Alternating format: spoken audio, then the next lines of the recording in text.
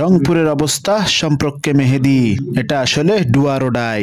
এবারে বিপিএল এ রংপুর রাইডার্সের শুরুটা অবিশ্বাস্য ছিল।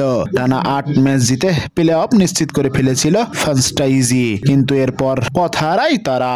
টানা 4 ম্যাচে হারে নুরুল হাসান সোহানের দল। টুর্নামেন্টের সিংহভাগ সময় শীর্ষ স্থানে থাকা দলটি তাতে লিগ পর্ব শেষ করেছে তৃতীয় হয়ে।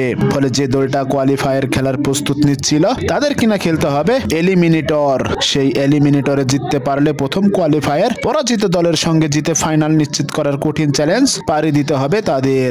এলিমিনেটর রাউন্ডে রংপুর রাইডার্সের প্রতিপক্ষ খুলনা টাইগার্স। আগামীকাল সোমবার 3 ফেব্রুয়ারি খুলনা টাইগার্সের মুখোমুখি হবে রংপুর রাইডার্স। এর আগে রোববার 2 ফেব্রুয়ারি বসুন্ধরা নিজেদের মাঠে অনুশীলন করেছেন রংপুর। এরপর দলটির অফ স্পিনার শেখ মেহেদী হাসান সংবাদ মাধ্যমের মুখোমুখি হন। তিনি বলেন, এখানে সেরা 2-এ থাকতে পারলে ভালো হতো।